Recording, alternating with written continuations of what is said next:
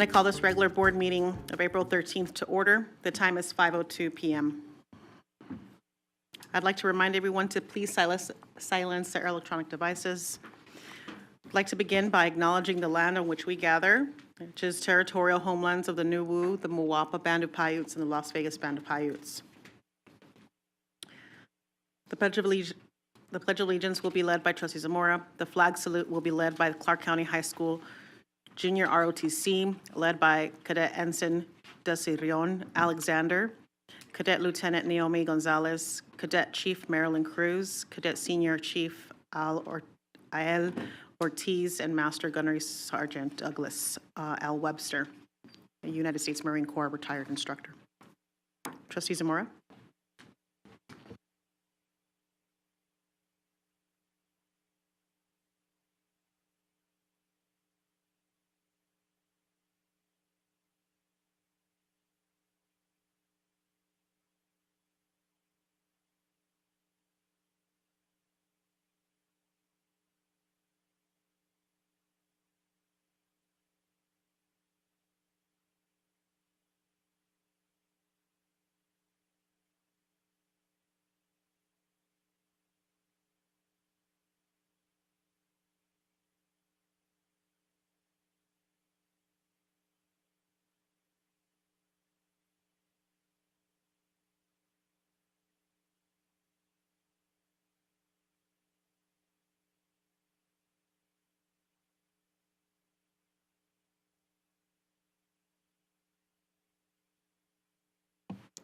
Thank you. Please have a seat.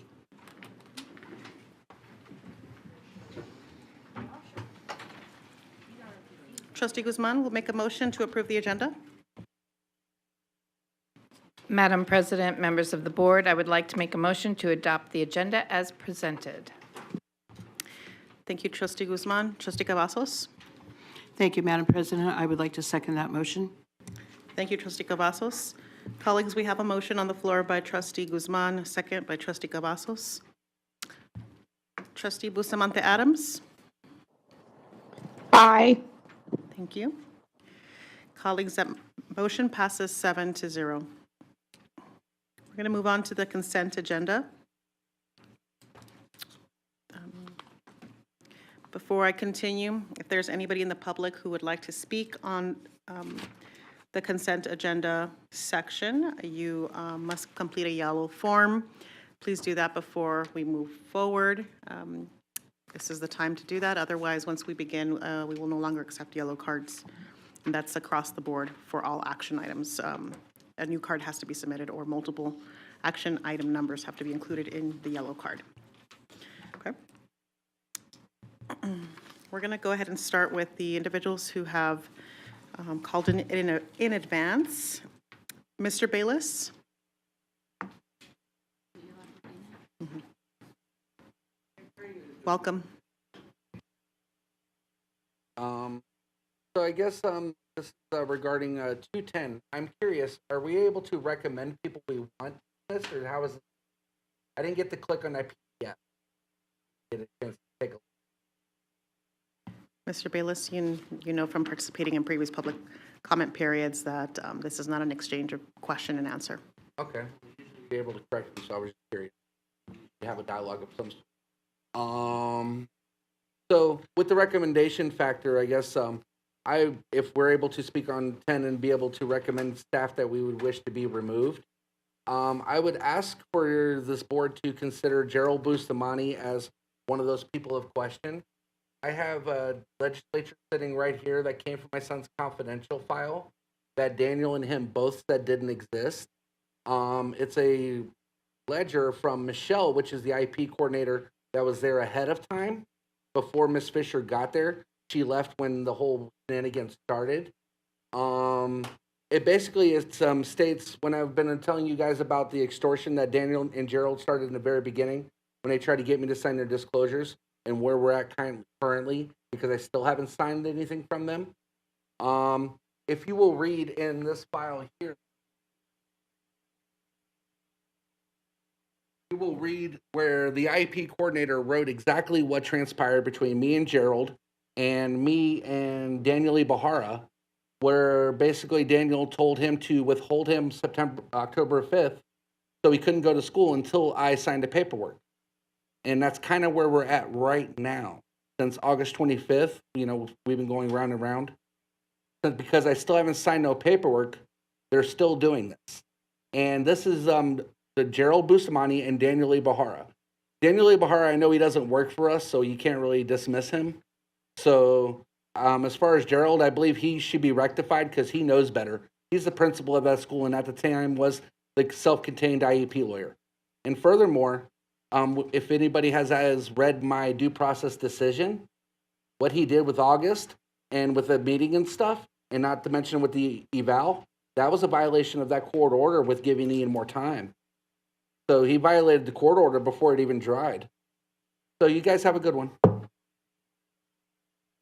Thank you, Mr. Bayless.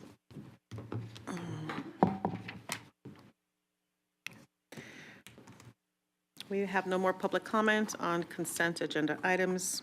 Colleagues, at this time, I'm looking for a motion. Trustee Williams? I'd like to make a motion to approve the consent agenda. Thank you, Trustee Williams. Trustee Brooks? Second. Thank you, colleagues. Colleagues, we have a motion by Trustee Williams, a second by Trustee Brooks. Please cast your vote. Trustee Bustamante Adams? Aye. Thank you.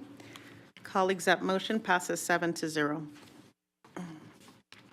At this time, I'm going to ask Trustee Brooks to please read the warrants. Thank you, Madam President. Ratified warrants as listed in the bills payable, transmittal, and board memorandum number 16-22-23 in the total amount of $150,061,536.75. Thank you, Trustee Brooks.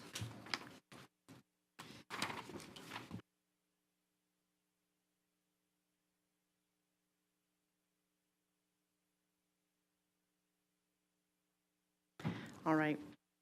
We are going to move on to item 3.01, tentative budget. Dr. Jara? Madam President, members of the board, as our Chief Finance Officer comes up to present the tentative budget, I just want to level set where we are in the process, obviously, and I want to thank the community, those who came and participated through the process. This is the first that we are presenting. The tentative budget, we will come back with a final budget to this board in May. Obviously, our CFO will go through the historic funding from the governor and our priorities where we see, as of right now, we are in the early stages of our collective bargaining with all our bargaining units. So there may be some potential changes. Again, this is our first look of where we are. So just wanted to make sure that we are level set as a district. Thank you, Dr. Jara. I really appreciate that insight, and I failed to mention, forgive me, colleagues, this is an action item, so if there is individuals who would like to speak in advance, would like to speak on this item, you must submit a yellow card for public comment before we continue and move forward. Dr. Jara, and if you do have a public comment card, please submit it to Lisa up front. Dr. Jara, thank you for that introduction on this item and for the work that you and your team did to help us obtain community feedback, which was presented at our work session last week, 2 weeks ago. So especially grateful for all of that work that took place that will inform continued conversations about the limited resources the organization has. Is this a good time to turn it over to Mr. Gowdy? Yes. Mr. Gowdy? Thank you, Madam President, members of the board. Superintendent Jara, Jason Gowdy for the record. So we'll be going through the 23-24 tentative budget. And to be clear, the board will be authorizing me to file with the state at this time. A separate meeting will be set up for the actual approval of the tentative budget. Next slide. So this is just an overview. We can go to the next slide when we get through all those pieces. So the timeline, this is kind of very familiar for everybody. So we're very early in the process. We present tentative budget, and as I mentioned, a very short time later in May, we will be presenting the final budget and ultimately approving the tentative budget. In legislative years, this is somewhat challenging because we will not have a final funding bill, most likely done by the time we have to file our final budget. Next slide. So uncertainties, obviously enrollment is always an uncertainty. There's been continued talk of recession. And then additionally, we are certainly waiting on a final approval of the governor's recommended budget by the legislature, which will be unknown for a bit. And then additionally, we've talked about the uncertainties around the potential continuation of any ESSER funding initiatives post the federal funding period. Next slide. So this is showing our enrollment, and we are projecting a slight decrease of around 3,000 students on an average ADE for the 2023-2024 year as compared to the 2022-23 school year. Next slide. So a couple of just points on the pupil-centered funding plan. Even though it has been in place for a couple of years, it's still somewhat new. I just want to make sure everybody understands that the key objective is that funds are distributed by each school district to its public schools in a manner that ensures each pupil in the school district receives a reasonably equal educational opportunity. I always like to point out because not every school and not every student receives the same per pupil funding. Elementary schools, middle schools, different as well as enrollments and some other components. The districts do receive adjusted base funding, which applies to all students. Weighted funding, which is primarily 3 areas, which are gifted and talented English learners and at-risk students. And then we receive auxiliary service funding, which is primarily our transportation. Weighted funding, as I mentioned, English learner, at-risk, and gifted. And per law, these funds are not subject to collective bargaining. The current proposed governor's budget utilizes a new definition of at-risk. So previously, the definition was free and reduced lunch. They have moved to a at-risk definition of those that are at risk of not graduating their cohort, and also moving towards the utilization of a model that identifies the 20 lowest percentile students from a risk or from a success factor of graduating, and are funding districts that way. So total per pupil revenues, the 8721, that's the adjusted base. And then you have the other components of these pupil-centered funding plan, weights and such.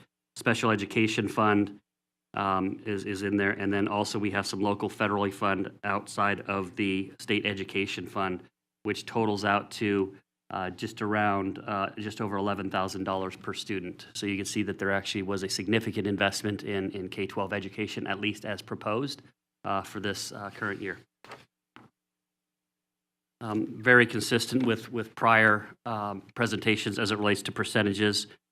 We've now moved to the state education fund, which basically provides virtually all of our funding. The other components, there's components in there related to some bonds, as well as the, what is the other piece? Sorry. The other local sources, which does include some federal and E-rate reimbursements, and also one of the other larger components relates to the indirect costs that we do get from ESSER. Next slide. So this goes through just in a little bit more detail. So you can see their total local sources. They're really, at this point, an estimate and based off a 3-year average. Last year happened to be just a little higher. So there's a slight decrease there. The next piece is the state education fund and the state special education, which flows through, and you can see that there's a significant increase, about $397 million, $398 million of increases. The federal source is a small component, and then just the other sales of district property, et cetera. So you can see at the bottom again, the primary component is the state education fund, which generates just around $397 million of additional funding for the district. This is just showing the calculation based off of the increase of $1,360 per pupil rate and the change in enrollment, which was slightly lower. Next slide. So this is probably the most important slide for the presentation today. and this is to talk about the available resources for either bargaining and/or additional operational needs of the district for the next year. So as I mentioned in the previous slide, there's around a $397 million increase in funding over prior year. However, as communicated through various MOAs that were approved by the board and the various bargaining units over the last year, we have spent some of that money already because these are increases in costs for which were not budgeted last year. So we go through, and there was an increase in starting salary for our CCE licensed personnel. We moved principals to 12-month positions. We moved office staff at middle and elementary schools to 12-month positions. We reclassified transportation positions, and there's an additional increase of ESEA steps due to their anniversary date movement rather than moving on the contract date. All of those total up to just around $44.5 million of monies out of the 397 that we've already spent.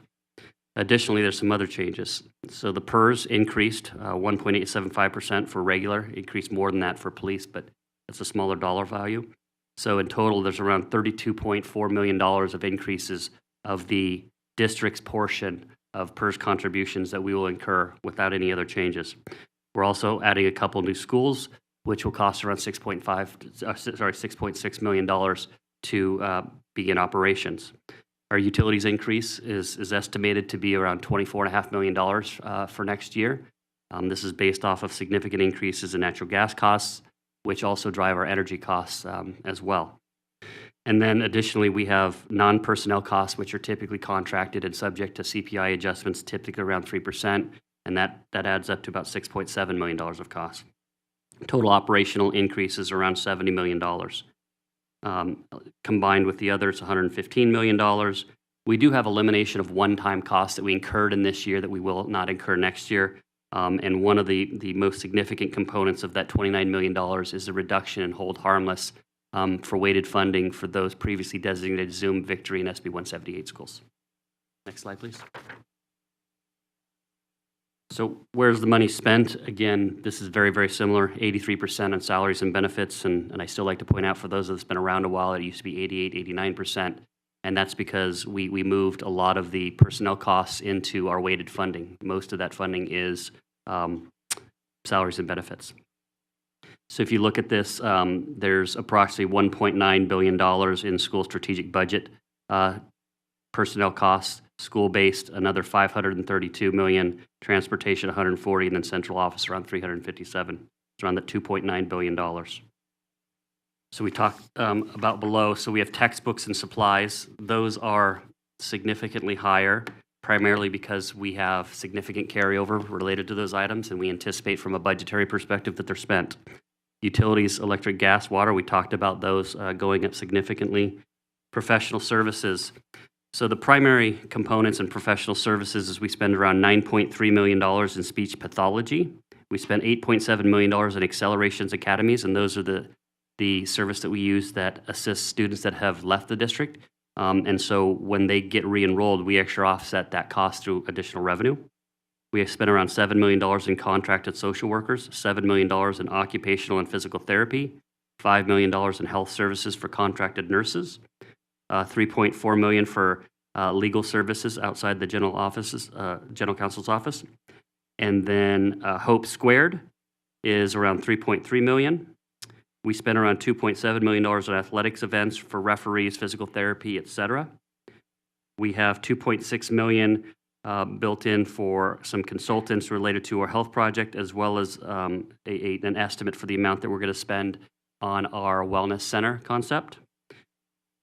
And then there's we have about $2.5 million in there for contractors for preventative maintenance. We have $2 million in there for general accounting, which is our banking fees, audit fees, Eide Bailey, Bank of America, financial services, et cetera.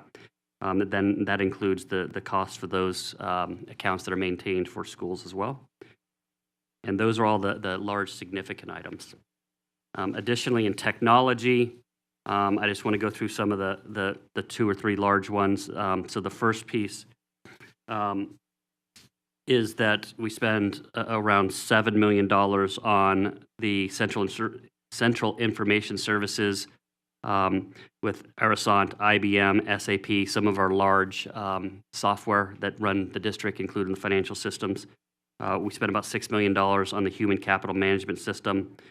We spend around $4.5 million on WIDA testing, as well as ELL Online and some other testing and assessment programs. We spend around $3.2 million on user support services for Apple One, warranties on Chromebooks, Xerox, et cetera. And we spend around $3 million on networking systems for our Vision Technologies, Brocade, and Microsoft as well. So those are some of the large ones. Next slide, please. So where's the money spent? So this is the general fund and goes just through the major categories. Oh, wait, sorry, go back one. I missed one. I apologize. Can't read and wear my glasses at the same time.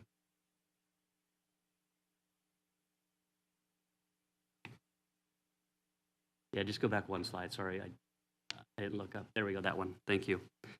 So the of the $2.9 billion, $2.1 nearly is strategic budgets, which that's the school budgets themselves. The business and finance unit is around $213 million, which does include our insurance components. Facilities services, $211 million.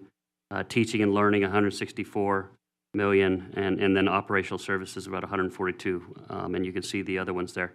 So a total of 21,500 FTEs and the $2.9 billion. The next is focusing on the special education fund, and don't want to go through all these pieces, but really just want to focus on the fact that, again, the vast majority of the cost of the $602 million is all sitting in the schools, where you have support positions of almost $75 million, licensed positions of $371 million, and then also the transportation of $90 million, all serving those students.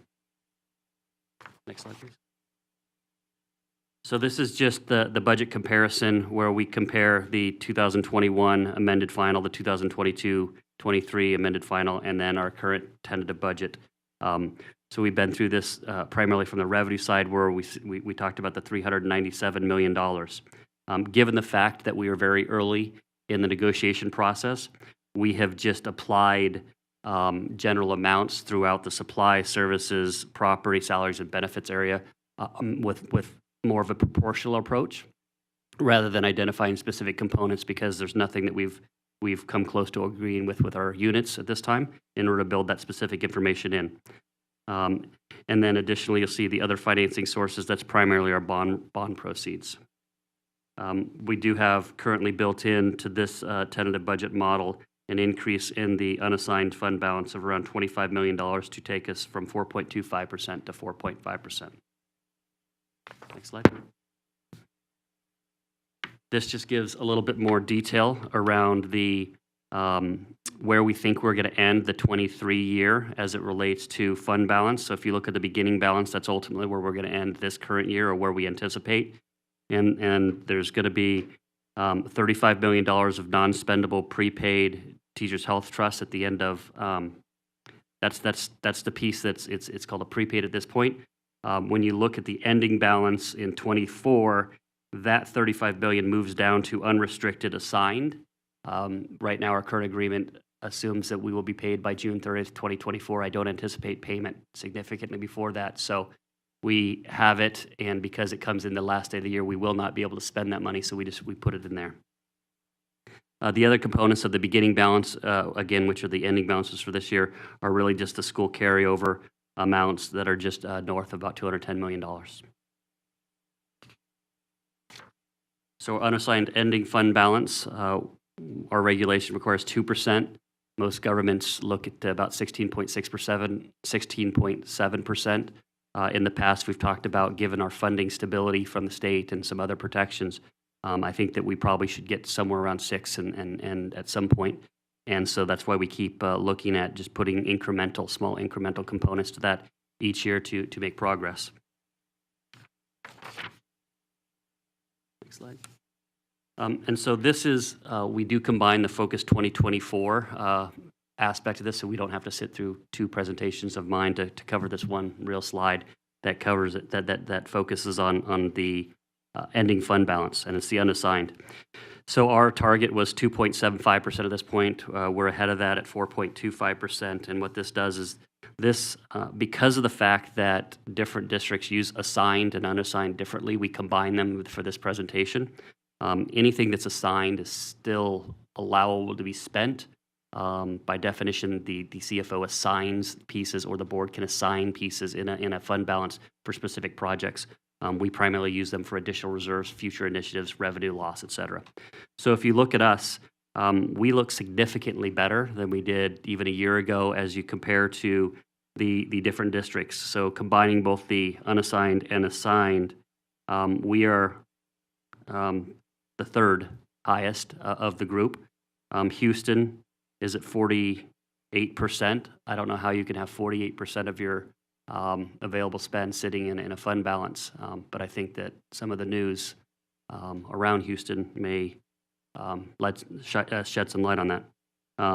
LA is at again at 25%, which is pretty high. I don't know the details of that component, but that probably allowed them to make some of the changes they made in payroll with those one-time savings. Next slide. And then this is just the employee contract status, which obviously, just to update you, we're all still very early, and we will continue to work on those and update you when we have information. And that's all I had. Thank you, Mr. Gowdy. I appreciate your presentation, and I believe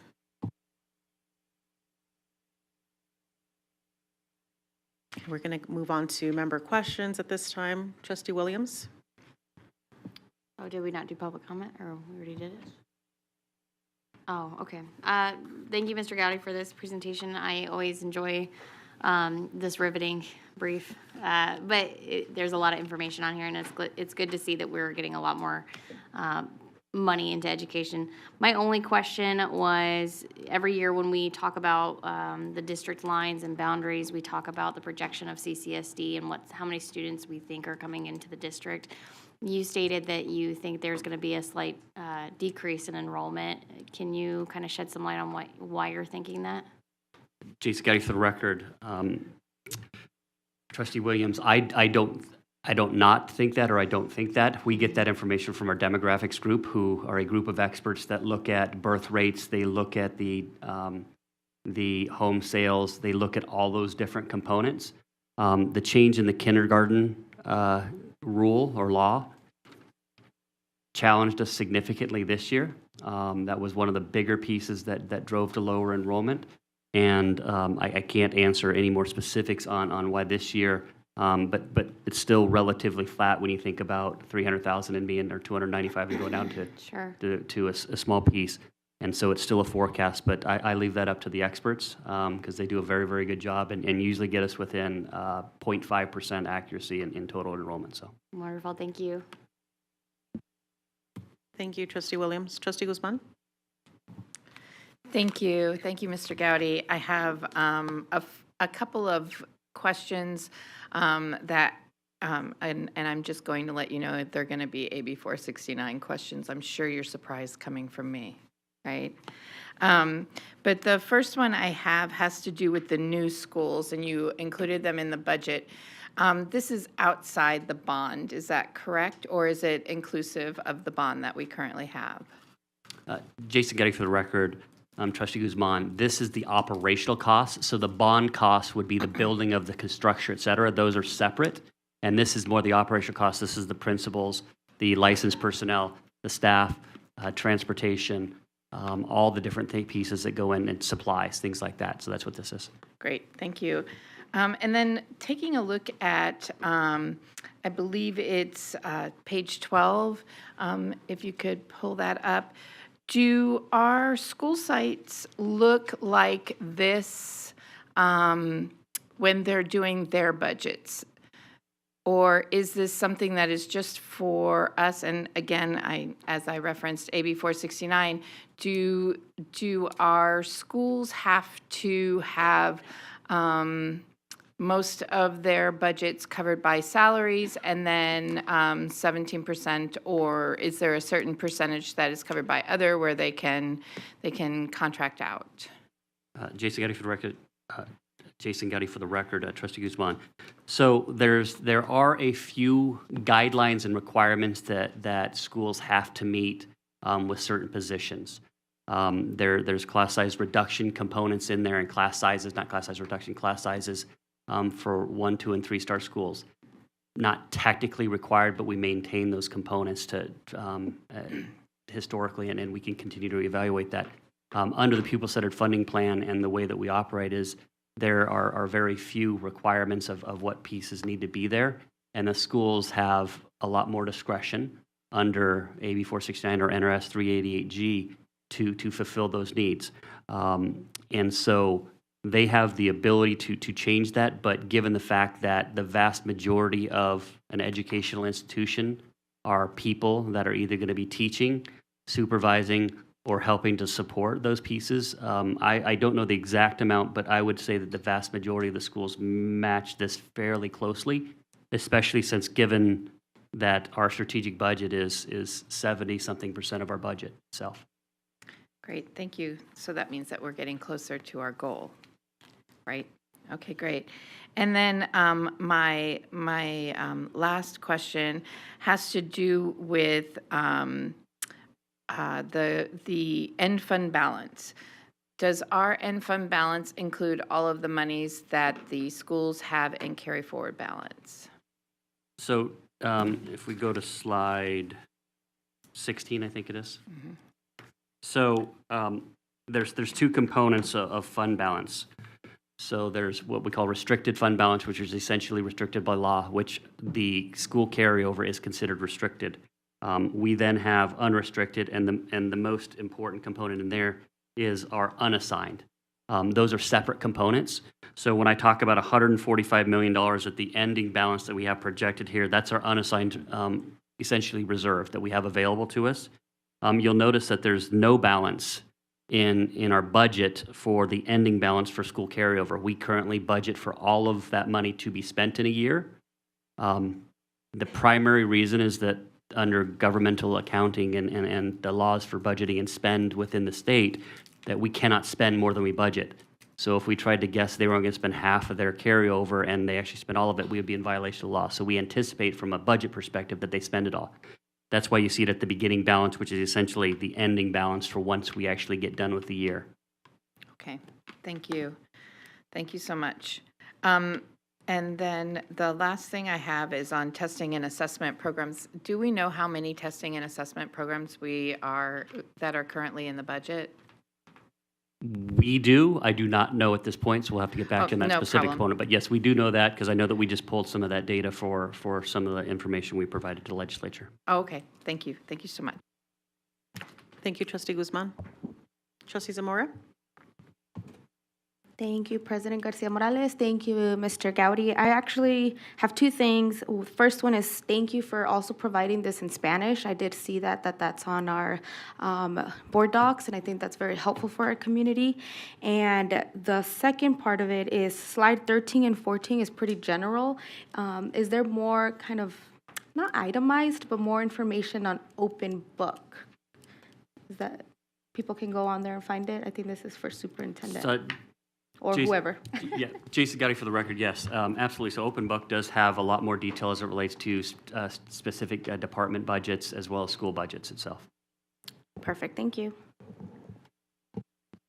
Thank you, Trustee Zamora. Trustee Cavazos?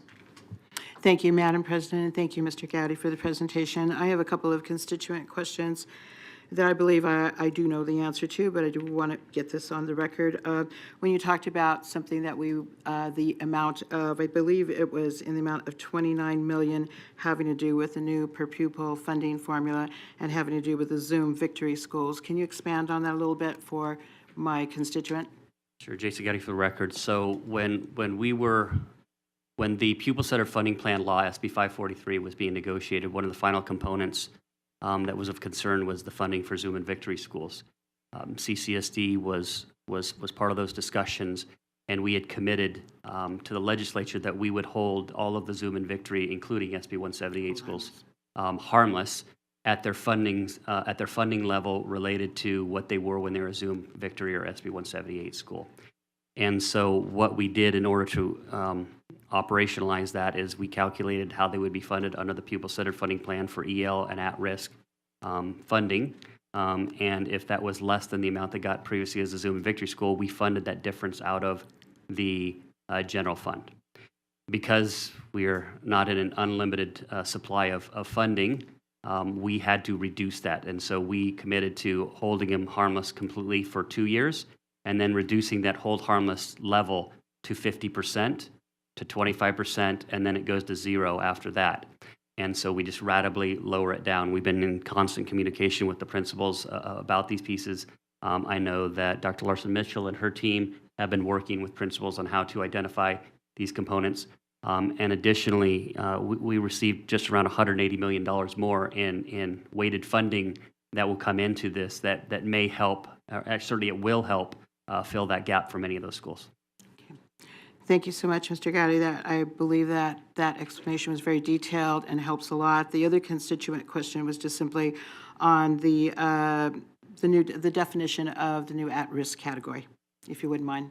So Jason Gotti for record. So there's the State Board of Education and then the Commission of School Funding recommended the change from free and reduced lunch to a definition of students at risk of not graduating with the cohort. That's the generalized component to it.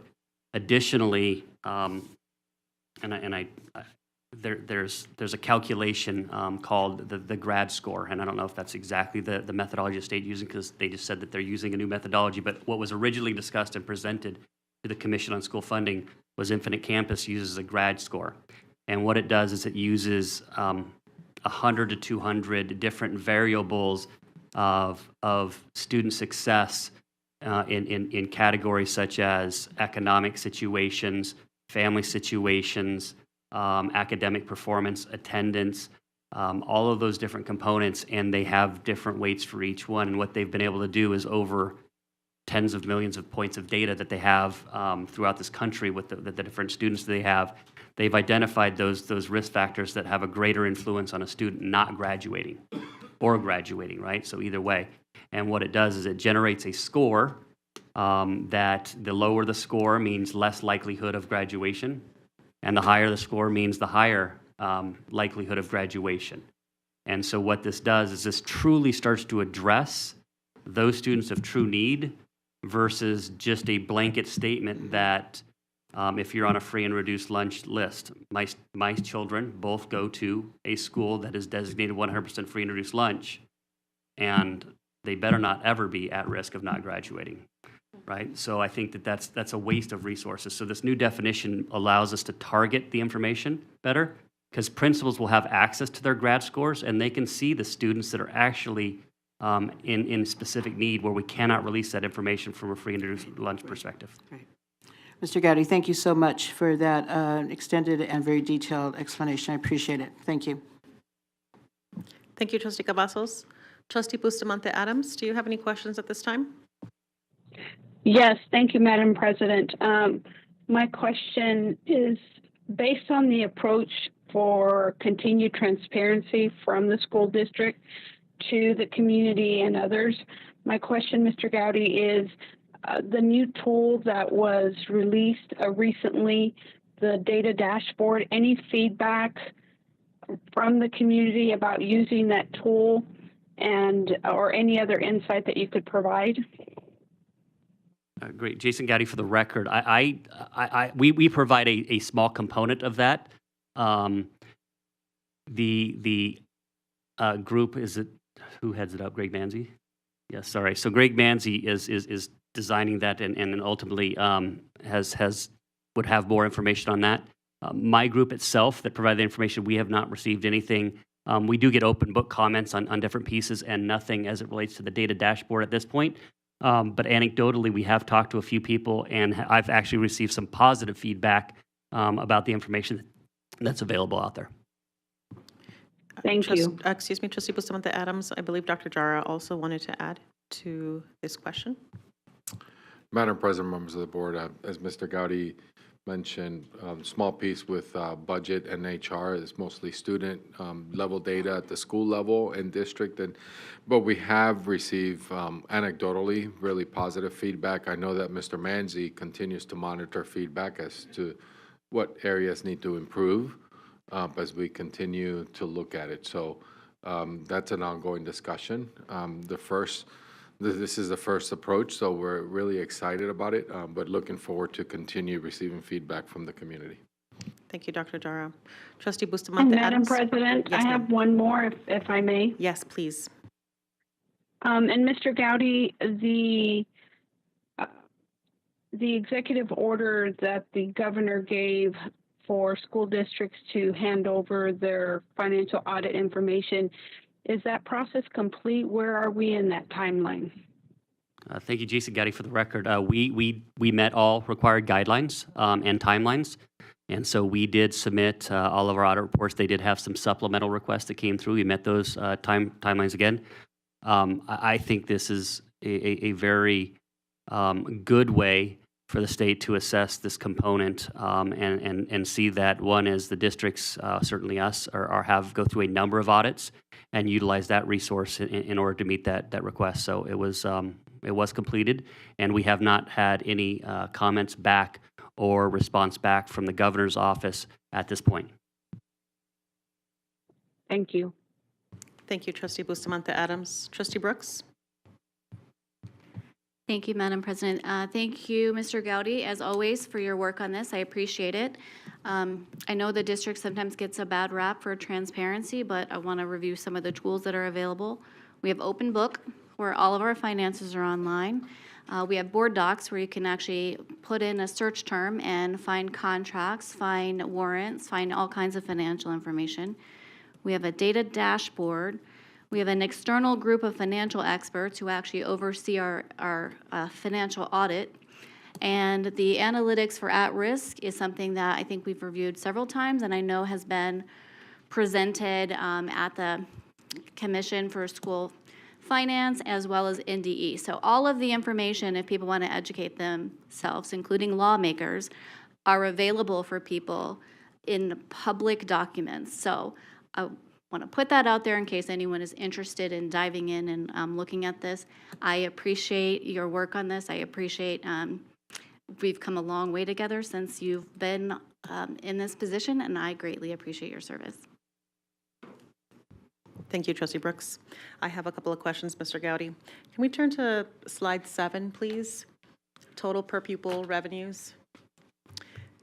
For purposes of general information, could you help, you or Dr. Jara help us crystallize who determines how much money goes to school districts to help educate, keep students safe, transport them, all that good stuff, everything that it costs us to educate a student. Dr. Jara? Great question, Madam President, members of the board. I'll start, and then I'll obviously turn it over to our very capable CFO. But as Mr. Gowdy mentioned, the funding we get is approved, and as Mr. Gowdy mentioned, in the legislature, which is in the funding bill that comes from the state legislature. The governor proposes $2 billion budget, which is historic, but the legislature is the one that approves the final budget that comes to school districts. Now, the details and how that's spent, it goes through collective bargaining and some of our priorities as a community. Thank you, Dr. Jara. I believe that's very helpful. I think it's often, there's a lot of misinformation in terms of how the school district receives funding to help us successfully educate our students. And I think it's important for the public to be reminded, for us to be reminded that we don't turn on a magic switch and ask for, get more money, that there is a legislative process. Legislators who are elected, just like we are, decide how much money goes to education. And this slide here slide 7 specifically indicates that there has been an increase in per pupil funding, which is desperately needed and certainly appreciated, especially when it comes to the historic investments that will be made this year. Just knowing that there is a tremendous need that exists in our school district, and we oftentimes when we're asked, like, why don't we have an HVAC system, why is our HVAC down? Well, we need maintenance. Maintenance is needed on a regular basis for an HVAC system, and sometimes we have to decide whether we support an HVAC or support, a student with updated technology. So these are really hard choices that are having to be made. The state also has very difficult choices for sure, but I just want to reiterate that this funding, it does not magically appear from, it is taxpayer dollars, and the state legislators specifically allocate. I think that another item that I want to go to is page 13, or slide 13, please. Slide 13 specifically asks or indicates where the resources are spent, where the taxpayer funding is spent, general fund specifically. And, we are the largest public employer in the state. We serve 300,000 students. We have a large charge. And given the insight about where the money specifically is spent on the slide beforehand, that 17% is spent on, I guess, administrative overhead. I don't know if overhead is the right term, but it is all essential resources that are needed to help an organization run successfully. And that is we're operating on a tight ship. And page or slide is it 13 indicates that. I mean, there's 22 individuals in communications. We're often slammed because we want to, we're not communicating, or there's not enough, there's just not enough people to support the system that's desperately needed. And I want us to consider that when we're, that we have to defend the district in a way that honors the incredible hard work of our public servants working for the school district. And we're trying to do a lot with very little. I think that's the highlight that I'm trying to provide. And the last item here, and Mr. Gowdy, you mentioned at the towards the very end, one of the last slides around the bargaining employee contract statuses. I am very curious, to be clear, what has to be negotiated in bargaining through employee contracts? What is it specifically? Jason Getty for the record. So the collective bargaining agreements cover a number of different components: working conditions, working requirements, and then obviously the biggest component for me is the pay and benefit component. So all of those pieces essentially have to be negotiated. We go through and we look at the financial components, and that's why we talked about the $312 million. And that's not $312 million that's available for employees. There's other components of cost that we need to consider. I know a couple of people have mentioned facilities and HVAC, and those pieces. Those directly impact the education of students. When we have to move students, they get put in a bus and they get moved to a different school, may sit in a cafeteria or a gym, and obviously that educational experience is challenging. So the better that we can invest in that, it directly impacts that. Hopefully that answers. Thank you. I see Dr. Jara also has something to add. Dr. Jara? Madam President, members of the board, I wanted to go back to Mr. Gowdy mentioned and answer the question flawlessly. As I'm looking through the slides, if I may, it is historic funding, and we appreciate it of the governor's budget, but I don't want this community to think about or forget that we are still below national average per student. We are still recovering from the lack of investment for 2 decades or more in our children. So we appreciate it. We're going to put it to good use. We're going to improve student achievement. The work that's been happening in our schools by our teachers, by our educators in this district has been something that I am proud when I go visit schools. But I don't want this community to think that that we are satisfied, we are grateful, but we are still way below. We are below national average when you look at my colleagues across the country. Thank you, Dr. Jara. I will provide an exclamation mark on those comments. It's incumbent on all of us as we're looking at all the resources that are being spent in a transparent manner of our school district, being responsible citizens of our taxpayer resources. Like, it's going to be incumbent on all of us as a community to rise up and continue to support increase funding and ask individuals who are responsible for allocating resources to the district and to schools across the entire state of Nevada, not just here in Clark County, that there is adequate funding for all of our students so that we can ensure that our students are successful ultimately at the end of the day. So thank you, and I wanted to be clear about the bargaining unit pieces, especially because there are oftentimes there's a lack of information when it comes to why can't the school district just pay teachers more money? These are things that are negotiated through a bargaining unit, and employees have rights to speak to their bargaining units to advocate for things that are important to them. Okay, at this time, colleagues, I don't see anybody else in the queue. I will take public comment. I don't have any public comment on this item, so I think we are good, but however, this is an action item. So no public. It is action. Yes, thank you. Jason Gowdy, it is action because you need to authorize me to Thank file. you. Thank you for that reminder, Mr. Gowdy. Ms. Trustee Williams. Thank you. I was just gonna make the motion and then it wasn't. So, okay, all right. Is there a script do I have to say? Can at this time, I'd like to make a motion to have the board direct Mr. Gowdy to file this report. Thank you, Trustee Williams. Trustee Guzman. Thank you. I'd just like to add as presented, and I second that motion. Thank you. Thank you, colleagues. At this moment, we have a motion by Trustee Williams, a second by Trustee Guzman.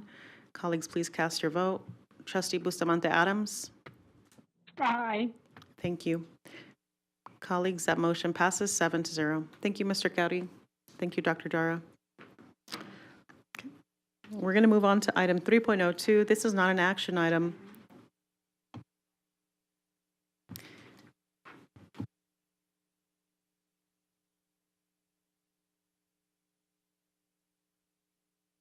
All right, we're going to move on to item 3.02, legislative update. Update and discussion and update regarding state legislation related to education, including but not limited to current legislation, and the district's position and guidance to the superintendent and legislative staff.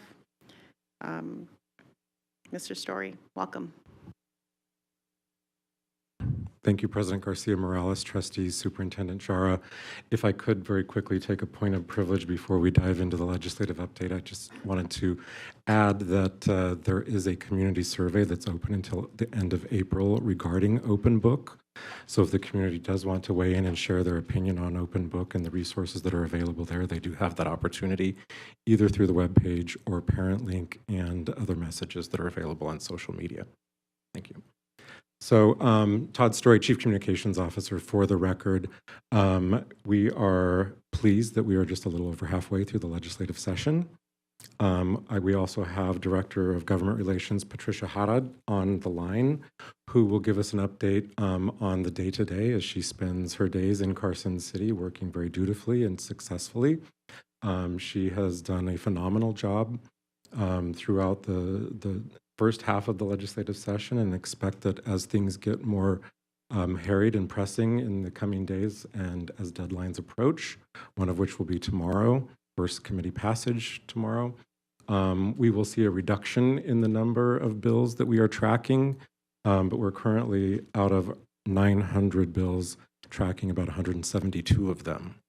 So they affect us in one way or another.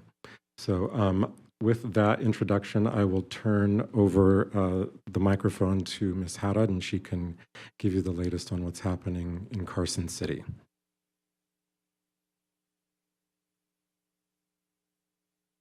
Thank you so much, Mr. Story, Madam President, Trustees, Superintendent Jara, Patricia Haddad, for the record. Really excited to be able to provide this update to you all this evening from cold and a little bit windy Carson City. So as Mr. Story said, we're about halfway through. Tomorrow is a deadline day. So lots of committee meetings still happening, and I think we'll definitely be seeing meetings and floor sessions happening throughout the day tomorrow to ensure that legislation gets through that folks want to see come through before this deadline for these non-exempt, for bills that are not exempt. So I want to touch on some major themes that we're seeing, talk a little bit about how we've been participating, and then run through some bills that we're tracking closely. I won't go through all 170 plus for you. I'll spare you there, but you know, there are a handful of major themes specific to education that we're seeing really get elevated. So of course, education funding and accountability, you know, aligned to the conversation that was just being had. Student discipline and restorative justice has been a big topic. There's a number of bills on that. Teacher pipeline pathways, diversifying our teacher pipeline, ensuring that it's as easy as possible to enter into the teaching profession from various vantage points. And then also seeing a lot on CTE, so career and technical education, and dual credit and dual enrollment bills. And that's in addition to, of course, many other topic areas. But those are really the high level themes that we're seeing. We're working with a coalition of partners throughout the education space. You know, districts, Department of Education, partners at NSHE, some of our labor unions, the School Board Association, and of course, the Superintendent's Association, and are really happy to be able to connect and communicate and coordinate with them on this work. I'd like to also add, in addition to testifying on bills pretty regularly, there were two special presentations provided by the district. One, both occurred in March, of course. One was on student safety that was presented to the Joint Senate Education and Senate Judiciary Committee. Superintendent Jara and Chief Blackeye, Chief of CCSD Police, provided a presentation. And then in addition to that, also referenced, there's a presentation on the CCSD budget and alignment to student outcomes in reference to additional funds that may come out of this biennium. That was provided to the Joint Senate Finance and Assembly Ways and Means Committee, and with that follow-up information that was provided to the committee for the various questions that were requested. I also, you know, before I get into the bills here, I just want to say, you know, I'm new to the district as an employee. I did attend CCSD schools growing up, but I just wanted to take a moment and comment on how many brilliant and thoughtful experts within CCSD I have the privilege to encounter each day as we're reviewing legislation, analyzing it, identifying our positions or potential amendments. And you know, the level of contribution and commitment that I've experienced with folks throughout the district, through them leaning in on this legislative process, participating in hearings, and like I said, on a daily basis, providing this crucial insight on bills. I'm just really impressed and really proud to be a part of this organization. And so just wanted to take a moment to add that. So I'm gonna just briefly run through some bills. I've got a couple that were on the support side, some that were on the opposition side, and then neutral. You know, hopefully in alignment more or less to our legislative platform. You know, that's certainly front of mind each and every day to ensure that whenever we're in the building and whenever we're weighing in on legislation, that, you know, we're ensuring that alignment exists to what this board has put forth. So in relation to support, of course, our CCSD gets 2 bill drafts. This board voted on those, and so SB 47 is the one that is in relation, calling this the teacher bill, in relation to teacher working conditions. That passed out of work session, out of its first committee, the Senate Education Committee, a couple days ago, or maybe it was last week, nope, Monday of this week, and had some amendments in there, but what that does is clarify some language around the definition of teacherages, and would cap licensure fees and renewal fees at $50. In addition to that, we've got SB 65, which looks at Board of Trustees, specifically background checks and some components around board training. And my gratitude to Trustee Garcia Morales, President Garcia Morales, for contributing to that bill presentation. That had a hearing. We're hoping to get it through work session before the deadline tomorrow. In addition to that, some other bills that we're supporting, SB 71, which looks at the Nevada State Teacher and Education Support Professional Recruitment and Retention Task Force. In addition, AB 72, which directs the Joint Interim Standing Education Committee to study some various topics around mental health and wellness for students, workloads for teachers, licensure requirements, and trends in graduation rates. In addition to that, appropriation for grants to support dual credit programs with AB 347, SB 294, which is revising provisions relating to the safe storage of firearms, as well as AB 400, which is coming out of the governor's office, which has a number of different components to it in relation to enrollment and labor shortages and teacher pipeline as well. In opposition, there are a handful of bills. I think, for the most part, what we've been finding is a lot have to do with sort of operational decisions around the organization. So SB 48, which came out of Clark County, had to do with revising provisions for air quality and specifically air quality fees. SB 282, which had to do with some adjustments to the reorg, to the reorg of large school districts, of course. AB 175, which we had which adjusts the composition of boards of trustees. And there's been some extensive amendments on that. SB 344 also, directly impacting Clark County School District, revising some different components of the reorg.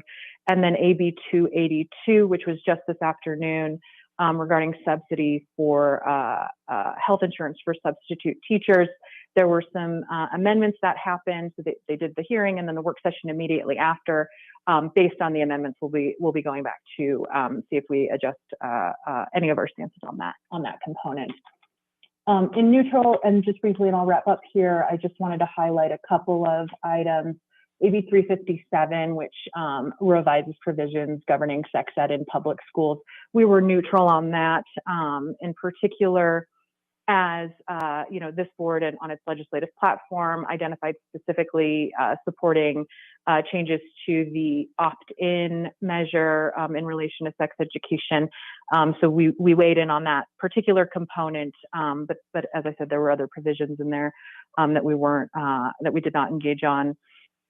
AB 339, which revises provisions relating to accountability reports in public schools, and then AB 428, which has to do with economic development and teacher pipelines, more so there. So those are three that we went neutral on. And again, I just want to say it's an immense privilege to be able to be up here and represent the district. I think it's like a childhood dream.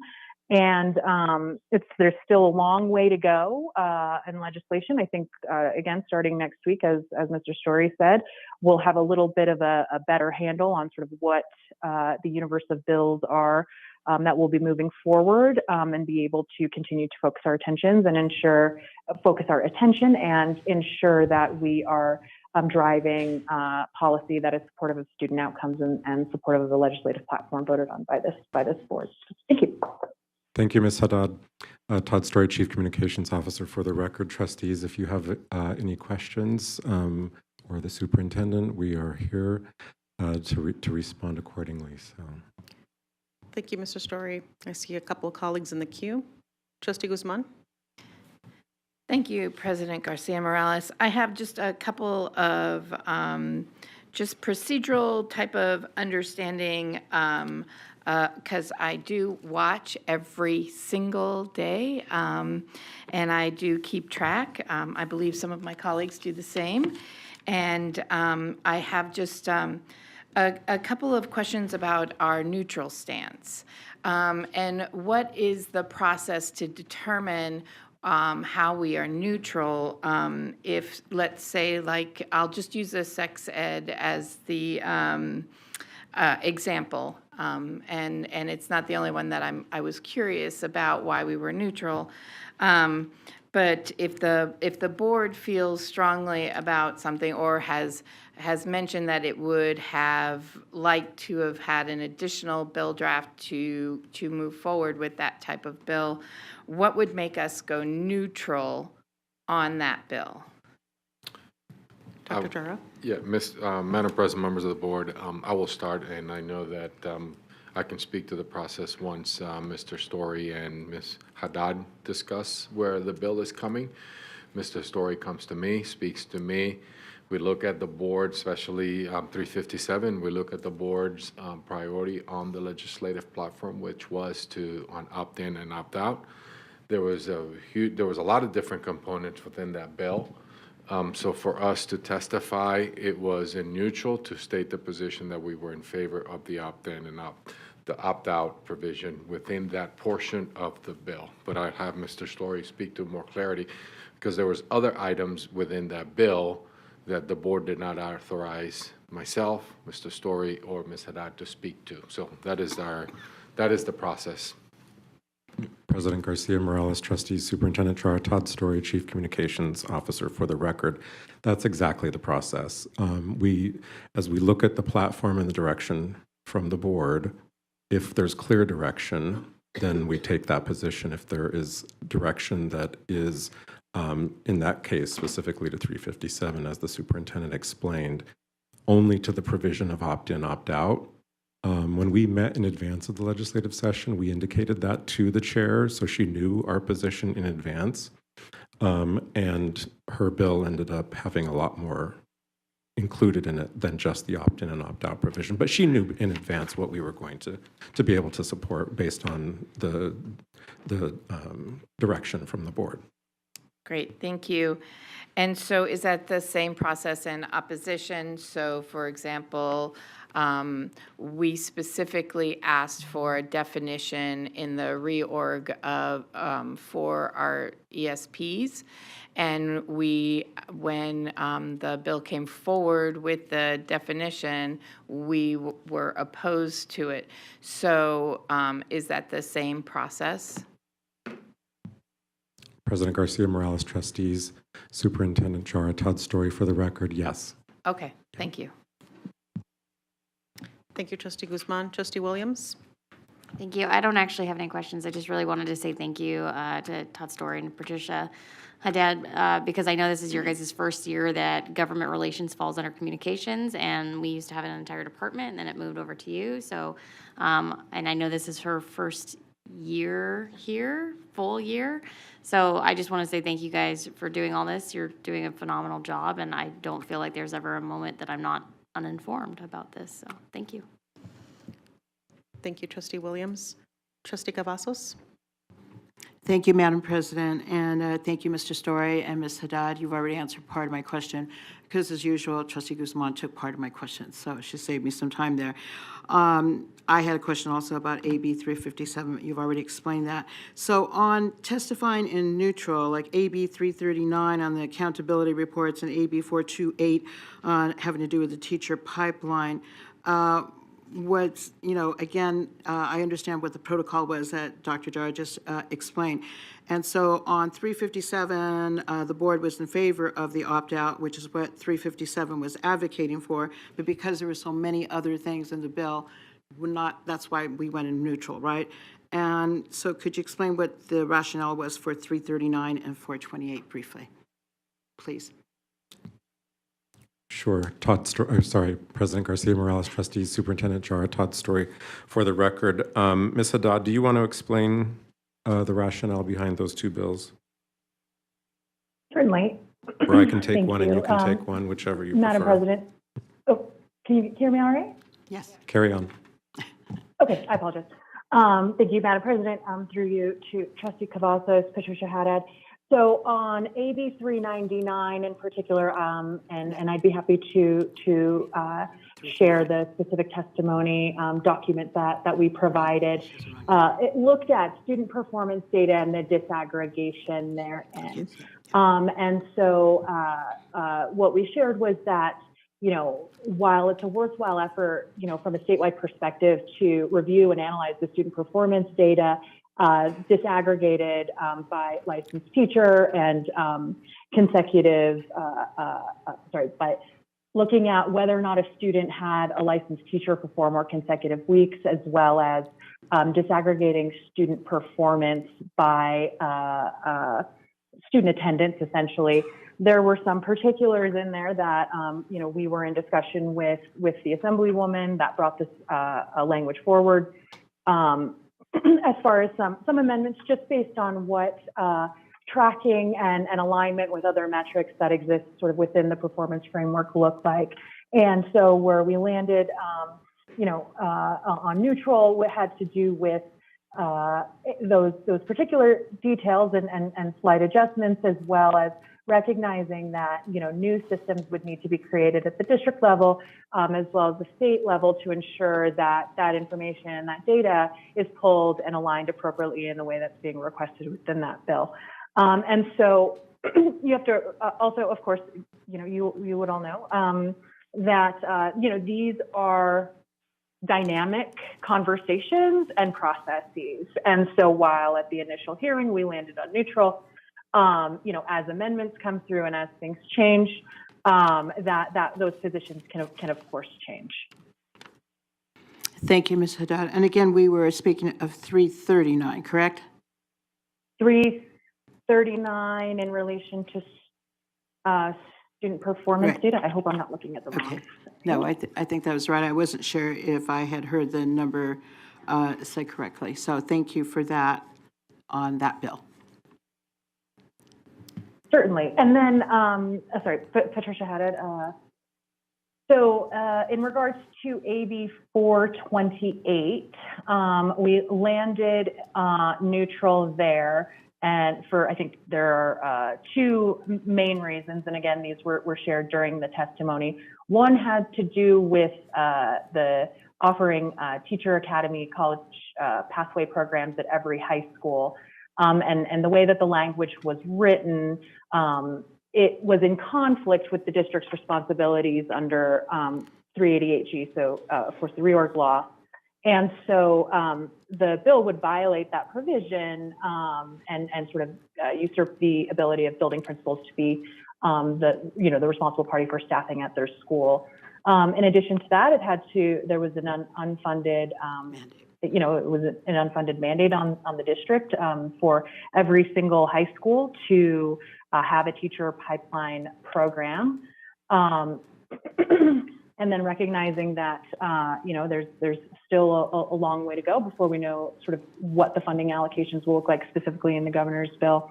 As far as teacher pipeline, we recognize that there are funds available, but there are multiple competing bills there. So unless this was funded specifically in that way, what we're looking at is funds from that proposed $2 billion increase to fund this mandate, resulting in less revenue for compensating our educators and support professionals and administrators, of course. So again, like I said, these are dynamic processes. And so as we continue to engage with the bill sponsor, that may change in the future as well. Thank you, Ms. Haddad. I really appreciate your explanation and going through the rationale for arriving at neutral. I appreciate that. And Mr. Story, thank you. Thank you. Trustee Cavazos, Dr. Jara? Yes, Madam President, members of the board, Trustee Cavazos is a great question. And sometimes, and actually a lot of the times when we go into a neutral position is to make sure, as Ms. Haddad talked about, is to state our position. Obviously, anything that has to do with a teacher pipeline, we are in support. But there's some challenges within the bill that prohibit our school district with NRS 380AG that the legislature put into law. So it's a law that competes or is in contradiction with a previous law. This is to state our position. As far as the accountability, anything that has to do with accountability, we're going to, obviously, is to get our point across, especially as a district, since it seems like the legislature is concerned around student achievement with this funding. We certainly want to state our position that we support accountability. Accountability is not just here in the dais in my office. It goes all the way down to the school building and the classroom, all the way back up to the legislature. So there is a reciprocity and accountability that they are held accountable to the public. We are as well as executives and as leaders and our teachers and our classroom. So it's to really make sure that our point is that we support it, but have to be neutral because of the way that the bill is written at that point. Thank you, Dr. Jara. Trustee Cavazos? Yes, just a quick follow-up. Thank you, Dr. Jar, for that additional explanation. And I think what would help is, and I do try to watch as many of the hearings as possible. I know that a lot of people maybe go back and watch after they're archived. But I think that what would help is like what you had mentioned before, if the chair of a committee already knows, what our position is. But if somebody that is just watching as a constituent and they just see us go to neutral, but it's not stated specifically, and I think that Ms. Haddad does most of the time go ahead and state, this is our position. So just wanted to bring that out because I think that it helps people understand more where we're coming from and where it might seem on the surface, oh, why are we not supporting that they're better able to understand. So I appreciate, thank you very much. Thank you, Trustee Cavazos. Trustee Zamora? Thank you, President Garcia Morales. I have two questions. The first one is from the bills that were passed in August, what are the bill numbers for those that we supported? President Garcia Morales, Trustees, Superintendent Jara, Todd Story for the record. Within the actual platform, is that your question? What bills align to the BDRs. Oh, sorry, submitted. SB 47 SB. is the housing teacher workforce bill, and then SB 65 is the board governance bill. Perfect. And then, can I do a follow-up? And this is a question because I'm also learning, right? So now that we're in a neutral position with a bill, is there a chance to ever get to either opposition or in support? And if so, what are the next steps? President Garcia Morales, Trustees, Superintendent Jara, Todd Story for the record, yes. So by coming in the first hearing as neutral, we share our concerns with the bill's sponsor as part of that introduction and presentation process. We're able to explain why, which Ms. Haddad has done very well and very specifically. It's outlined not only in her testimony, but in written submission as an exhibit attached to that specific hearing. And it spells out why, we have concerns and that we have to testify neutral. And then if they amend it according to our recommendations, then we can support it ultimately. If they choose not to, then we would have to oppose it. So just to clarify that there won't be follow-up discussions with us to see if we're even going to agree, like, for example, AB 357, will we ever have a discussion of saying, oh, let's talk about this more in depth and switch to either side? I'm going to jump in here. Please, thank you for that question, Trustee Zamora. We, as a group, we voted for the legislative platform. If there's a need or desire to modify the legislative platform, we would have to bring it back to the board for a vote. Thank you, because that's what I needed. Thank you. Thank you, Trustee Zamora. I'm going to check in with Trustee Bustamante Adams. I have no questions. Thank you. Trustee Brooks. Thank you, Madam President. I want to thank staff who actually took the time to go and present. Even if I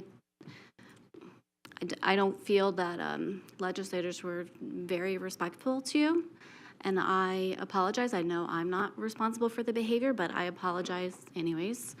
I know my peers, I'm working through the Nevada Association of School Boards. I know my peers around the state have also noticed. Lots of school board members from rural communities have started to wonder why even their legislators are hyper-focused on Clark County. There are a whole bunch of people and a whole bunch of communities outside of Clark County, and I'm quite certain that they would also benefit from laws and consideration when laws are written. I want to thank you and for bringing up the point, and I appreciate you continuing to oppose unfunded mandates. That was a board position that we were very firm on, especially given the fact that the legislative bodies have failed to fund education adequately for 20 years. So lots of people have lots of winning ideas, but when it comes down to it, they don't fund them. And we get really, really distracted in this state with like the next shiny initiative. And not only do these things cost money, they cost time, focus, attention. They divert our energy from teaching kids to read and write to sometimes implementing ideas that are not based on anything that would ever work in a system, because the people who write these ideas are not in the system. So I would be very frustrated if I were in this position and inheriting some of this very visible negative energy. So I just want to give you my gratitude. I appreciate everything that you're doing, and keep it up. And I think that, yes, I believe in accountability, but I also believe accountability should be shared equally among everybody. So yes, everybody should be equally accountable for these student outcomes, because if you do not fund education, then you do not get the outcomes that you would like. So I hope that they do fund education better. And we will absolutely be transparent and hold ourselves accountable, but I do think people should hold other people accountable as well. Thank you, Trustee Brooks. Thank you, Mr. Story. Thank you, Ms. Haddad, for your tireless effort leading up to the session and during the right now while we're in session, and even in the coming weeks. Look forward to hearing another legislative update in the near future, coming back to the board as the time continues to wind down in the session. Continue to wish legislators all the best in helping us ensure that our students are, that we continue to prioritize our students and focus on our students and not adult challenges or issues. Mr. Story, wishing you a great rest of your evening. Thank you for your presentation today. Thank you. Thank you, Ms. Haddad. Appreciate it. Thank you so much. Okay, we're going to move on, colleagues, to item 4.01. That's public comment items. Public comment on items not listed as action items on the agenda.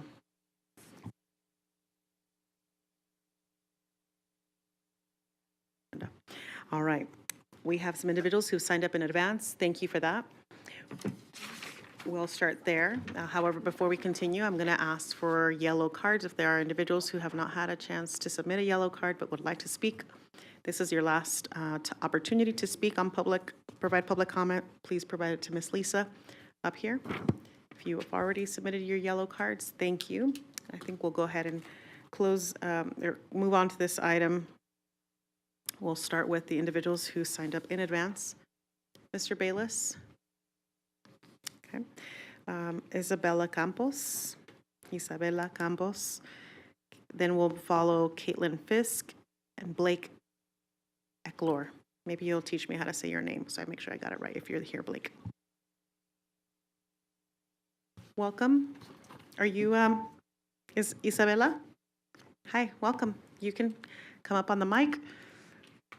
Bring the microphone down a little bit so we can hear you, and state your name for the record, and you can begin your comment. Hello, my name is Isabella Campos. Good evening, my name is Isabella, and I'm currently a sophomore at Cannon Springs High School. And I'm here today to speak in regards to supporting water access in schools. Students need water refilling stations in school throughout CCSD. Without constant access to water, there are many safety concerns, such as students should not be spending 6 to 8 hours a day without access to water. As it is becoming spring, it is starting to get in the 80s and 90s. Students should not be spending all day without water in those temperatures. But even when it's not those temperatures, the dry heat in southern Nevada demands a high water intake for locals of all ages. Because of the lack of water, students will be forced to drink from water fountains that are uncleaned, unsanitized, and have dirt and mold on them. Because of dehydration, their attention span decreases and will cause them to ultimately be unproductive. Dehydration is a serious issue that causes a lot of health issues that could be reduced for youth by getting these refilling stations. Some schools have made these changes, but it should be all schools. My school has, and it has made a difference. Students in my school have been more productive, less tired, more attentive, and overall just in a better mood. Because students don't need to wait till they get home to have water and constantly be dehydrated. But we can't add some and the problem disappears. At my school, we only have one in the cafeteria that works. Of course, the most inaccessible one. Schools can say we have one, but it's more than that. They need to be accessible and working at all times. With these, we could see a positive environment such as productivity, attentiveness, and a better mood in every school and a better environment. Thank you. I urge that as representatives of the youth in Nevada, you take action and add this important need to our budget if you truly care about the education and health of students. Thank you. Thank you very much, Isabella. Okay, great work. Caitlin Fisk, are you here? Followed by Blake Ecklor, maybe I got that right, followed by Robert Garcia. Are you Caitlin? Yes. Hi, Caitlin. Good evening, trustees. My name is Caitlin Fisk. I'm a junior at Shadow Ridge. I'm Blake Eckler. I'm also a junior at Shadow Ridge. We'd like to speak to Regulation 5127 pertaining specifically to the weighted GPA cap of 4.95. When you reinstated the GPA cap as the board, from what we have been told, the reasoning was that it would reduce student stress and improve mental health. However, we believe that the GPA cap only has a negligible to non-existent effect on improving mental health and reducing stress, since those who take the high-level classes are choosing to do so and will continue to do so with or without the GPA cap and enjoy taking those classes. Not only this, but the GPA cap was enacted starting with our class of 2024, making it the situation especially frustrating as our class and the class of 2025 have already worked hard only for our GPAs to be capped without our consent. We say this as students who are directly affected by the GPA cap being first and second in our class at Shadow Ridge and will be maxed out by the end of the year. As such, we believe that we should have more of a say in how high our GPA should be able to go, where the limit should be however much we want to challenge. Personally, I have already reached the GPA cap. I have maxed out, and that started with our class. We would like to emphasize once again that our class and the class of 2025 already planned our schedules based on not having a GPA cap. With dozens of valedictorians at each school, all having reached at least a 4.95, the value of the title is greatly diminished. It would no longer be something that a student has to strive for, and the selective nature of valedictorian would also be diminished. We understand that too much competition and separation can produce negative effects in society, but we don't believe in getting rid of rewards for those who work for it. Really, the only people who are getting affected and ultimately harmed by this decision are those who are at the top of their class who have met the GPA cap and want to push themselves to exceed the cap. The cap GPA doesn't truly reflect the time and effort that we put into taking and excelling in these classes. When we apply to university, whether we meet the cap or exceed the cap, it doesn't show. All that shows is a 4.95. Although yes, admissions offices can see that we've taken high-level courses, AP, honors, dual credit. Sometimes they just look at GPA to one individual out of a group of similar people. This reduces our competitiveness when applying for colleges compared to students from schools in other districts who don't have a GPA cap, effectively tripling college opportunities.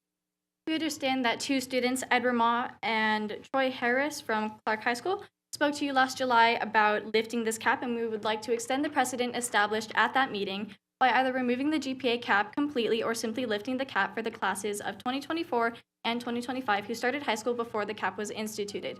We understand this may not be your most pressing matter, but it is for us. And if there is to be a GPA cap, it should be for the incoming freshmen who will start high school with the expectation of a GPA cap. Thank you for your time. Have a good evening. Thank you, Caitlin and Blake.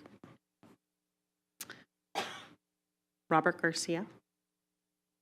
After Robert, we have Adrian Amparan and Lily Birkinson. Welcome. Hello. Good afternoon, Board of Trustees. My name is Robert Garcia. I'm the Economic Justice Organizer with Make the Road Nevada. I'm here today to advocate for clean water access for all students within Clark County School District. As a concerned member of the community who has both friends and family going to schools within the district, I believe that access to clean drinking water is not only a basic human right, but also a critical factor in ensuring that our students could thrive academically. When students do not have access to clean drinking water, it can have detrimental effects on their educational outcomes. Dehydration can lead to reduced cognitive function, poor concentration, and decreased academic performance. Students who are thirsty or uncomfortable due to lack of clean drinking water may become distracted or fatigued, hindering their ability to learn and participate fully in the classroom. Furthermore, access to clean drinking water is particularly vital for vulnerable populations such as students with health conditions or special needs. It's our responsibility to ensure that all students, regardless of their background or circumstances, have access to safe, clean drinking water within their schools. Students at a minimum should be able to easily access water when needed, especially when on an average student should be drinking about half a gallon of water a day. I urge the committee to prioritize the health and well-being of our students by supporting measures that guarantee access to clean drinking water in the Clark County School District. By doing so, we could create a conducive learning environment for all students and set them up for success. Thank you for your attention on this important issue. Thank you, Robert. Adrian. Followed by Lily, and then Albert too. Hello, good evening. My name is Adrian Amparan. I'm a sophomore at El Dorado High School, and I'm here to express my support in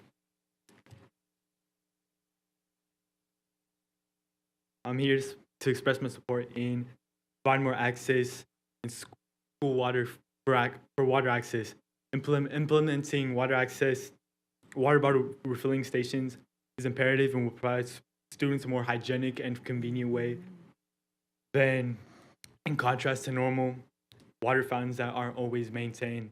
The simple yet impactful solution will start students clean access to water. This is a fundamental right, especially during a pandemic. Limiting the usage of water fountain stations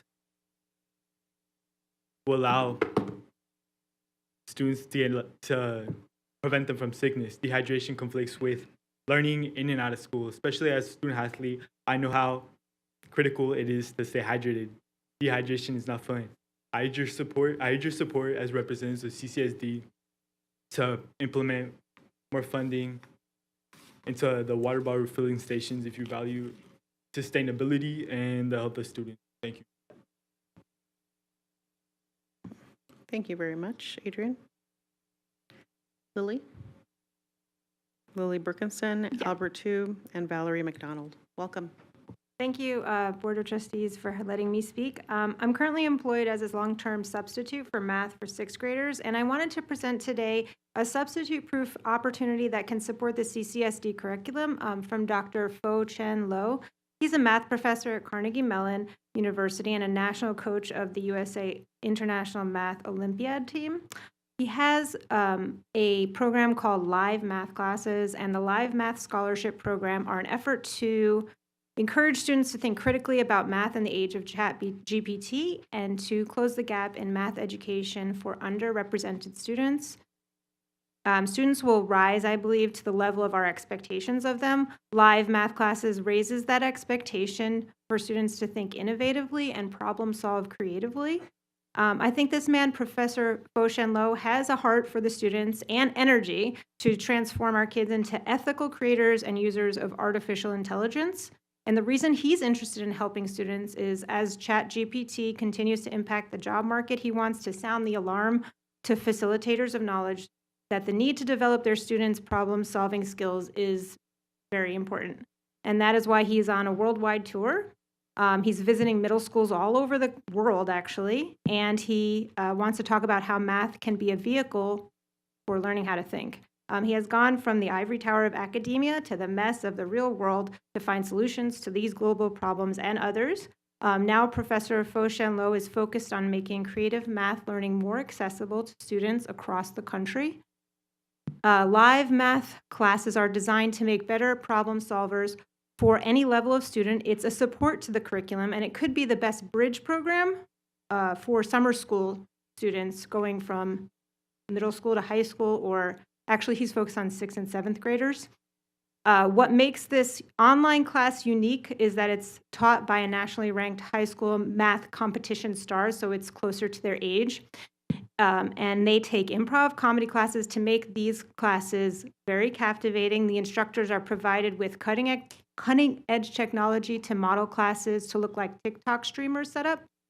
Each class begins with a math challenge, and the students work together to come up with solutions. And then these instructors craft the lesson based on their ideas, helping students to develop the confidence and creativity to tackle unknown challenges, which I think is also very important because sometimes I find kids in classes don't want to be challenged. Furthermore, their new scholarship program strives to improve representation at the highest levels of mathematics.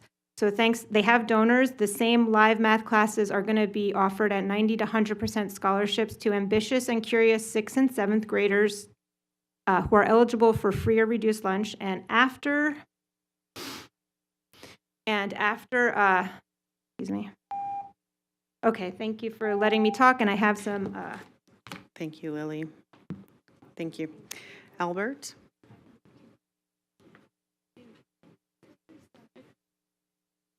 Forgive me. Lily, would you like to, did you share your documentation with us? Could you please provide it to Mr. Caruso? He's in the second row behind you. Good to go. Mr. Tu, welcome. Hello. Good afternoon, fellow parents and members of the board. My name is Albert Tu. There are two issues I'd like to discuss today. First of which is high school sports.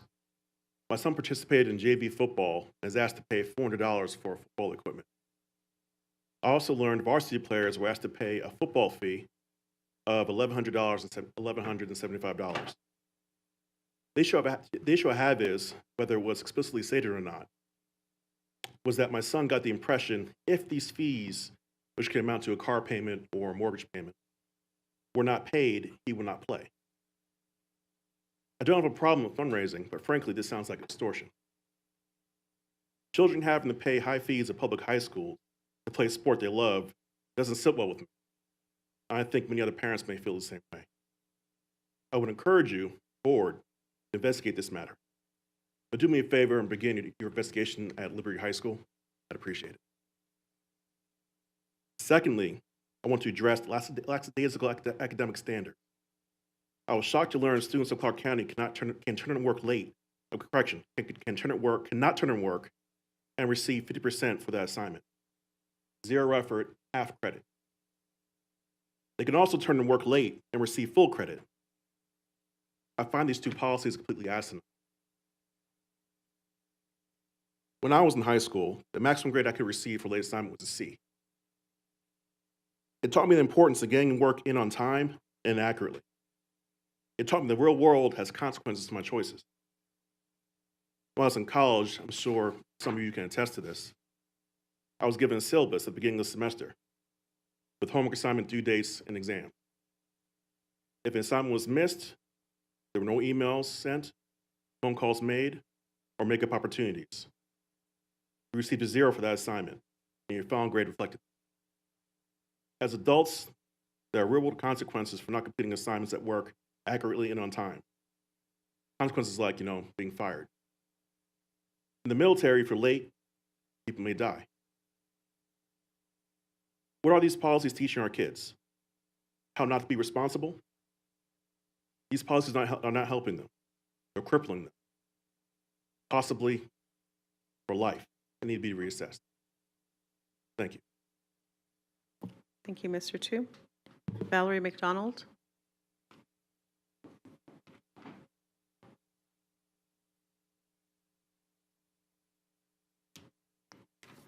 After Valerie, we'll have Vicky Crydell speak, followed by Diana Bernabi, and Coco Zhang, and then Jay-Shin Cho. Welcome, Ms. McDonald. Is this on already? It is. We'd love for you to bring the mic a little bit closer to you so that we can hear you fully. So just Well, bring this. actually, I'm going to allow my husband to speak. I'm not a public speaker. This is in regards to my granddaughter. Miss, thank you. Could you please state your name for the record? His name is Edgar McDonald. Good evening, boards.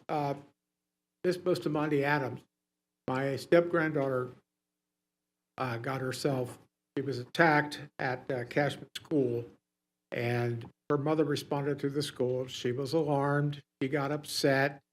She said some things. She ended up being arrested for it, and she's pending her appearance in court. As a result, before she was arrested, she withdrew Valerie from Cashman and took her out of school. After that happened, my wife attempted to have Valerie re-enrolled back in Cashman. She was told specifically by Ms. Dykes that she had been suspended pending expulsion. In fact, there was no documentation that we could see.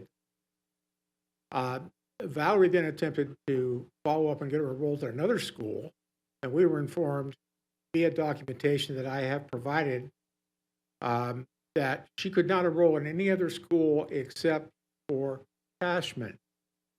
So the situation that we have right now is Valerie can't go back to Cashman. At least verbally, we've been told she probably can't come back. We've also been told that she can't re-enroll in a school close to us because the driver's license shows an address that would put her in another school in another part of town. So she has to either go back to Cashman or she can't go back to school for the rest of the year. What we're asking for is the situation is probably best addressed at this point if the administration at Cashman would please reach out to us, and we would be interested in considering an option with distant learning via Cashman to finish out the school year. I'm going to take over. Valerie McDonald for the record. I gave a plan to Mrs. Dykes at Cashman Middle School that I did not want my granddaughter to return to that school. I would like her to do distance learning, or I would go in once a week, pick up her work, make her complete it, and return it. I've got nothing. I've got no contact. My granddaughter is being penalized because her mother is an idiot. This girl should be in school. She's been out since March 7th. There's nothing I can do about it. They're making me, as a grandmother, feel like there's nothing I can do. Education is important. I got mine. She deserves hers. Ms. McDonald, Mr. McDonald, thank you for sharing your. Thank you. Thank you for sharing. We would like to have a member of our staff. Okay. We'd love for you not to walk away because we have an individual who would like to come speak to you and provide you additional information about the.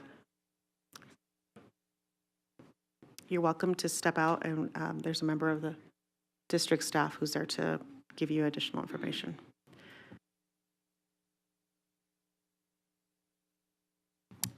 Thank you, everyone.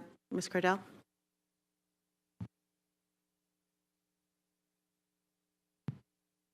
Good evening. Vicki Cradell for the record. I'm a teacher in CCSD, and I'm here tonight in my role as an ambassador for Time for 20. We've heard a lot about prioritizing the teacher pipeline this year. I've never really understood why we focus on recruitment over retention. Recently, I read a study that states that 44% of new teachers leave education within 5 years. That's currently. Considering it costs about $20,000 to hire a teacher, that's highly disturbing. We also know that experienced teachers in general are better at helping improve student outcomes. And if our true goal is helping our students be successful, we know that keeping experienced educators plays an important role in that process. I believe it's a huge mistake to prioritize recruitment over retention. Until we fixed our retention problem, focusing on recruitment brings in new educators who in turn will just leave. It's known as the revolving door of educators. That's when we have a steady stream of educators being hired, just as other more experienced educators leave. It doesn't help schools.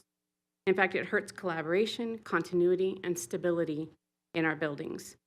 So if retention becomes the focus, offering good pay and great benefits is at the top of the list. Our Time for 20 initiative would raise educator salaries across the state by 20% and raise ESP pay to start at $20 per hour. Higher teacher pay has shown to reduce turnover, and less teacher turnover has shown to help schools in so many ways. It also makes educators feel more respected and appreciated. Please consider making educator retention part of your overall district plan for success. I also want to thank Dr. Jara and the board for using ESSER funds. I believe we used ESSER funds to pay for the ELAD certification. I was just accepted into the first certification cohort, and it's a really important thing to help us be able to serve our English language learners better. And there's 46 of us going into it. It's been a long time since I've been in college, but I'm hopeful that we'll get plenty of support. And I appreciate that being covered, because without the district's help, I would not be able to do this certification program. Thank you very much. Thank you for your service, Ms. Cradell. And you are going to do great in school. Diana Bernabe. Please let me know if I got that right or wrong. Bernabe. Please state your name for the record. Good afternoon, School Board of Trustees. My name is Diana Bernabe. I am a high school junior in the Clark County School District. I am here today to voice my support for allocating adequate funds of the CCSD budget towards water bottle refilling stations that will achieve water access for all students. And as many of my other peers over here have mentioned, as temperatures are rising to extreme just hot weather, it is essential for students to readily have access to water in schools. I mean, we quite literally live in a desert. So unfortunately, our schools are not equipped with water bottle refilling stations that make it easy for students to access water. Instead, our schools have water bottles locked up behind a vending machine that you must pay for if you want water. If you forget your money at home or don't have any to begin with, you're out of luck. And that has happened to me several times, where I sometimes forget my water bottle at home and I don't bring money to school, so then I'm left just dehydrated. But fueling our students is really important. Well, fueling our students with water is really important. And something that I have personally seen at my school is these like Starbucks energy drinks that are being sold. So I think that instead of fueling our students with these double shot Starbucks energy drinks, we should be fueling our students with water. And clearly we need to, reset our priorities and focus on providing water for our students if we really care about the health of students. So I hope that as CCSD School Board Trustees, you'll do what is right and give us access to free, clean water. And yeah, please consider us when making your budget decisions. Thank you so much for your time. Thank you so much, Diana. Go ahead, Coco Zhang.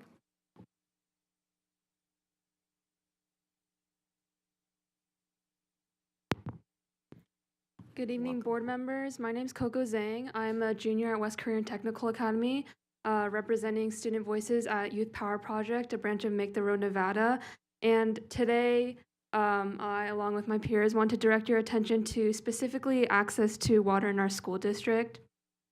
Just a personal story. Growing up, I would always see little kids putting their mouths over the water nozzles of crusty, old, rusty, dirty water fountains. which were often unhygienic, unappealing, and especially to other students, it gives them no incentive to drink water during school hours. And currently, I'd like to point out that we have the opportunity to teach this new generation the importance of not only conservation and sustainable practices, but also the importance of hydration to success in school. By giving our students access to refillable water stations and allocating the money from government grants to these water stations, our students and our children, just like my 9-year-old brother and sister, can grow up in a school system where reminding young students to simply drink water is not a hassle on the teachers, on the staff, and family. And I believe that we can all agree that we find ourselves in a rather unique situation today. I noted earlier that President Garcia Morales and Dr. Jara stated that the funding in the near future for our students will be historic. And I understand that there must be decisions and compromises on your part. And I appreciate your time and dedication to us, our schools, and our needs. But the best time for action, especially as a pressing issue with a pressing issue such as water, the best time for action is now. And I'd also like to clarify that this issue is definitely not new. And today I'm only encouraging you to listen and think about students like me who grew up without knowing the importance of water, and students just like my brother and my sister who can be directly impacted by your decision to allocate unassigned, reserved, and newly assigned funds to refillable water stations in our schools. I and so many other students am more than happy to work with you on this issue. Thank you so much for your time. I appreciate everything you're doing. And of course, we have a long way to go, but once again, the best time is now. Thank you so much. Thank you, Coco. Great work. Jesslyn Cho? Jesslyn. My name is Jesslyn Cho, for the record. So I'm a CCSD student here, and I came here on behalf of Youth Power Project with my peers, really just to ask to allow us to be a part of the conversation. When we talk about the daunting task of climate change, time and time again, the youth are not considered in this conversation. But climate change is a profound issue that affects us the most. So therefore, it is imperative that the vitality of sustainability is emphasized by our adults, our mentors, and our educators. Me coming up here as a 17-year-old kid and asking you to implement water refillable stations might seem like an insignificant complaint, especially since we've been here for 2 hours. But what my peers and I can assure to you is that this is not a trivial issue. The mere 9% of plastic that gets recycled is not trivial. The drought in Lake Mead that is affecting the entirety of Nevada is definitely not a trivial issue. And the increasing heat waves that have been brought up by my peers is also not a trivial issue. So please, I ask all of you to implement the water refill stations and finally let us join the conversation. Thank you. Thank you so much, Jesslyn. All right, colleagues.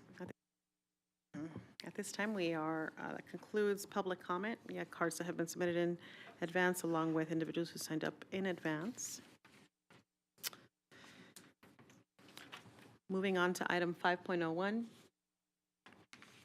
The upcoming meeting of the Board of Trustees is Thursday, April 27th, 5 p.m.